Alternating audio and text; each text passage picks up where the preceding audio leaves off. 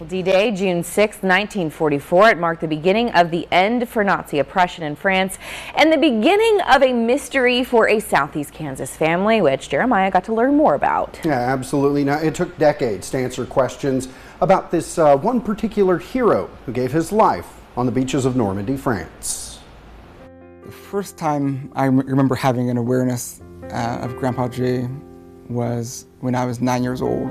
It was a trip to the D-Day Memorial in Virginia that Benjamin J. Newton says led to an interest in World War II, family history, and the man he was named after, his great-grandfather, Jay Hansford. And so my brother Caleb and I, we started digging into who Grandpa Jay was and what role he had played in World War II. Private First Class Jay Hansford, who previously had been a mystery to the family, was a member of the 146th Combat Engineer Battalion, Company A, and one of the first men to land on the beaches of Normandy on D-Day.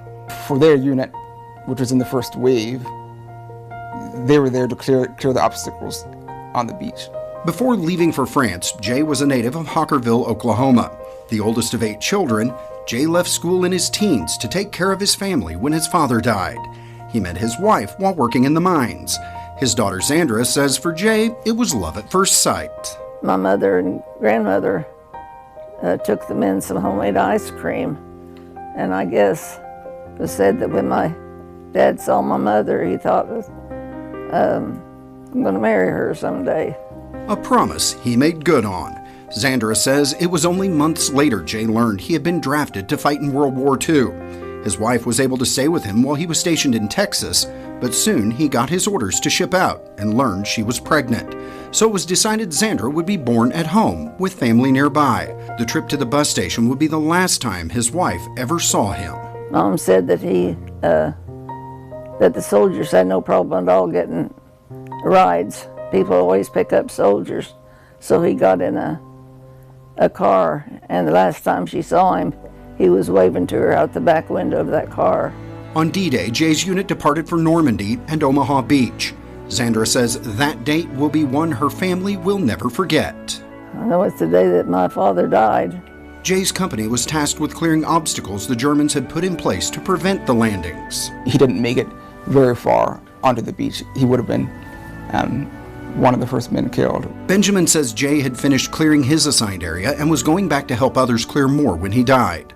Sandra tells us at first he was simply listed as missing in action. Then later, I think it was around November, she got word that he had passed. Leaving behind a wife and a 2-month-old daughter. While Sandra and her father never got to meet, her mother did send him a picture, taken just days after she was born, one he was proud to show to the men he served with.